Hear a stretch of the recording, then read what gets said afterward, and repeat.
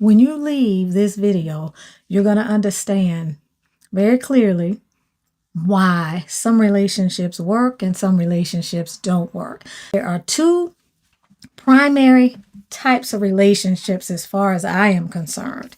You have relationships of similarity and you have relationships of complementarity, which I am referring to as relationships where the two people have a complementary relationship. Now, within this context, understand this, that you have relationships that grow you, that show you yourself, that teach you your lessons through pain, through struggle, through heartbreak.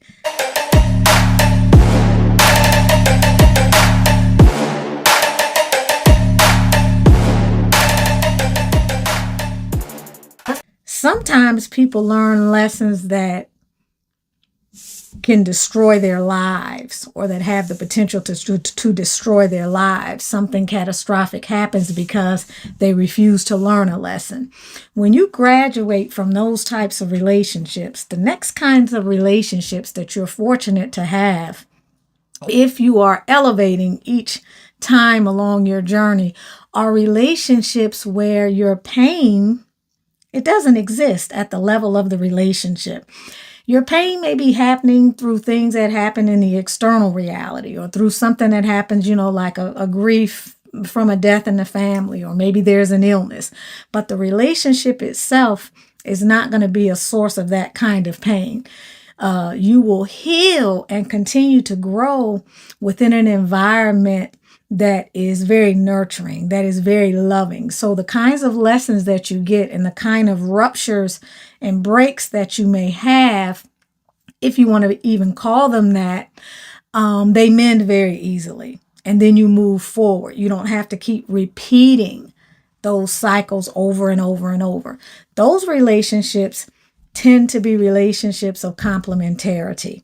As I mentioned, a relationship of complementarity is a relationship where you have people that complement one another in the relationship. So let's go back to sameness and talk about that a little bit more. Sameness and similarity. When you're in a relationship with people that are like you, there's sameness. You get along because there's a resonance, okay? It's usually an unhealthy resonance. It can start out feeling kind of healthy, but eventually you'll realize that you're clashing. You'll realize that there's a lot of friction. You'll realize that when you have arguments or disagreements or the environment is toxic and dysfunctional, it seems to continually repeat, i.e., you could say that's a karmic relationship in a manner of speaking, but we don't have to use that particular name. In these kind of relationships, that sameness creates a sort of stagnation. All right, you can't grow. You are inside of a comforting field, meaning you hadn't moved outside of your comfort zone. Even though the relationship is uncomfortable, it's comfortable to you because it's something that you're familiar with. And y'all keep doing the same things over and over and over. And technically, let's say if you're a woman, you could be a man too. Technically, your self-worth is not what it needs to be. And so you continue to put up with these sorts of things in that relationship because it feels familiar. And it's the zone in which you're operating in. To aspire to something different would require more of you, whether you are consciously aware of that or not, and that can feel threatening. So a relationship like this feels less of a threat. That's why you'll see women continue to go out and date men that are unsafe for them, and men will continue to go out and find women who continually do the same types of things to them over and over and over and over, because even though that relationship destabilizes them in some way, and it keeps them hopping from one foot to the next, they never know what to expect. The pattern continues to repeat. It's a familiar pattern, right?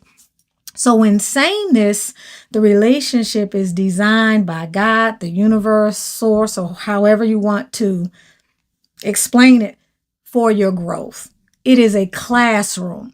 Think of it as a rehearsal where you are on stage preparing for the big play.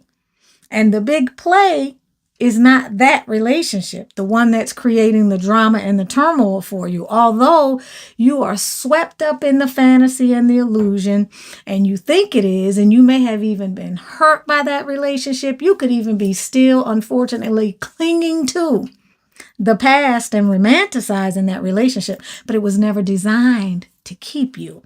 It was designed to teach you, to help you to cultivate and catalyze your individuation. You're supposed to come out of that relationship having evolved, having a better sense of who you are, what you'll tolerate, what you won't, your boundaries, where you went wrong. You're at a point where you're able to process your life. Then you get to a point where you're no longer a victim, and you can see the role that you played and how you co-participated in creating the reality that you were actually in. In other words, you step outside of the story and you can see the story. You're no longer the victim where something's happening to you. You've gotten to the point to where you're in a transitional space and you can see yourself from a healing perspective. So the relationship is designed to grow you, to stretch you, and to teach you, but it should no longer mirror you. It shouldn't mirror your unconscious patterns, because the relationship was there to show you yourself. It was there to help you to see the things about you that you couldn't see, because those same things in some way, shape, or form were being presented in the other person, even if the way they were being presented, which is usually the way they are in a complementary way at a lower vibration. Meaning, if that person is a giver, then you may be a taker. If that person needs healing and they're traumatized, then you'll be the fixer. So it's complementary in a sense, but at a lower vibrational frequency. That's not what I'm talking about when I talk about complementarity. Complementarity, we're talking about, happens when you've graduated. When a relationship of complementarity comes into your life, you will be able to complete the circuit. Sameness does not complete the circuit. Opposites, complementary opposites, where there's a complementary relationship, that's what completes the circuit. Think of a complementary angle. Remember the complementary angles in geometry? This was the 90-degree angle, right? It had the little box there, and then it had a line going through it, and maybe this part of the acute angle was 30 degrees and this was 60, but they both added up to 90, right? That's the relationship. The 60 and the 30, or the 70 and the 20, but they both add up to something that is complete in and of itself, that can't have something added to it. Okay, it functions because of what each is bringing to the table. And so in a complementary relationship, you learn those lessons in a healing way. You learn those lessons in a pleasant way. And when that relationship comes into your life, it comes in, or the divine sends that relationship to you when it is time for you to build, when it is time for you to propagate. And when I say propagate, I'm not talking about only children. That's just one way to propagate. This relationship comes in and it brings blessings with it if there is a high degree of alignment. Okay. The relationship deepens. It helps to maintain, or because it's a complementary relationship, polarity is supported, shared growth, movement, coherence, progression. The relationship moves, it flows. In the relationship of similarity, it's like mundane. I don't even know if I want to say it's mundane. There's no movement. There's stagnation. They keep doing the same thing. They keep having the same problems. They max out on what each one can show the other person in terms of growth.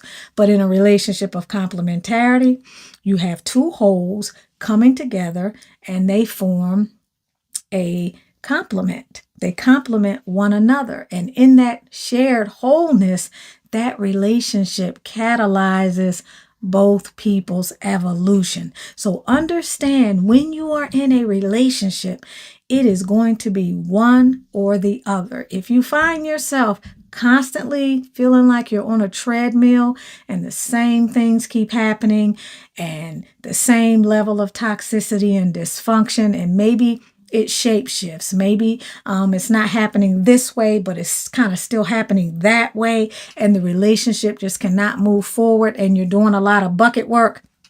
Bucket work is what I've coined that phrase. I consider bucket work is like when there's a leakage and both people are trying to maintain a situation and so they can't get ahead. Imagine a pipe bursting inside of your home or inside of a room, and you're trying to keep from going under. So you've got the buckets and you're getting the water and you're throwing it out the window as fast as it's coming in. You don't have the emotional bandwidth, the physical capacity, or anything else for that matter to do anything else except survive and maintain the status quo. You can't dream, you can't build, you can't self-actualize, you can't move forward because there's so much bucket work. That is what a relationship of similarity is going to bring you in your life. Bucket work after bucket work after bucket work after bucket work. Now, again, we need these relationships to show us ourselves. We need these relationships so that we have contrast, which is very meaning making. We need these relationships so that we can up level. We need these relationships so that we can look at our lives. We can study the way we think. We can study what it is we're producing. We can process our life and our relational capacity. But we're not supposed to stay stuck in those kinds of relationships. Understand that relationships are not random. You will hear me say that all the time. 3 things. Relationships are not random. Relationships exist for the purpose of mutual growth, flourishing, and evolution. And trauma chemistry is not alignment and it's not compatibility.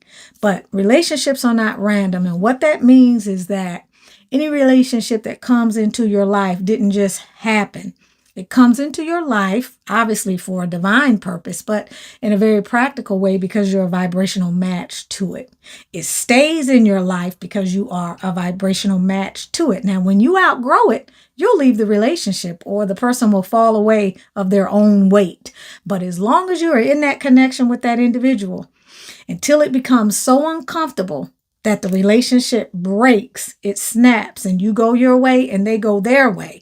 Until that happens, you are in that person's orbit and you are in alignment, albeit misalignment, you are in alignment with that particular situation. All right. If you have any question about that, look at the outcome or assess or evaluate or process some of your previous relationships. But know as you go forward, if a relationship is similarity, it's not going to last. Wasn't designed to last. It's going to create a lot of friction. If you have complementarity with another person and your differences complement one another, okay, you are full of fire. You're creative.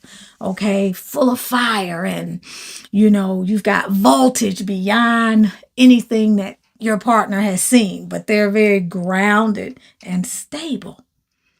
There's a better likelihood that those 2 things can work as a complement, and that person's presence in your life can help to ground you. But think about if you had 2 people that were bouncing off the wall like that, 100 miles an hour, both of them ADHD. I love ADHD is actually, to me, has been a gift when I think about all of my students in class that were ADHD. They were very gifted. They were very smart. They had selective attention, but they had a level of intensity that graduated them above their peers. But imagine having 2 people like that. Who's going to pay the bills? Who's going to bring the structure in? They're going to be fighting, right? Whose mission is going to be supported? Who's going to ever finish anything that they start? How are they going to thrive, right? So that's just a simple example of how sameness can be problematic, even when the traits can seem to be helpful or a good thing, or maybe even both people may feel as though they're very gifted. So that's one of a million different kinds of examples that I can give you. If you want to engage me further on the individual level, I offer a multitude of relationship consultations and packages. You can go over to throne69.com and you can take a look. You can also purchase 2 of my books. I have multiple books. I have about 8, 9 pieces of work, but these 2, Throne 69, the Conscious Relationships Blueprint, and the Alignment Field, which is really, I guess you could say, my Hallmark book, or both of these are important. But that book, the Alignment Field, The Invisible Soul Beneath the Seed of Effortless Love, you can get them both on Amazon, but you can also get them on my website, along with a lot of other healing tools and materials to help walk you through wherever you are in terms of relationship. If you're in a level of recovery and identity and working on patterns, or if you are in a place of trying to diagnose a particular relationship that you are in to see if alignment is possible, if the relationship needs to end in conscious uncoupling, or if you're in a space of alignment and you're trying to figure out what's going on between you and your partner. There's a lot of different services that I offer. I hope you have a beautiful day. Don't forget to like, subscribe, and leave something in the comments, and let me know if the last relationship you were in was similarity or complementarity.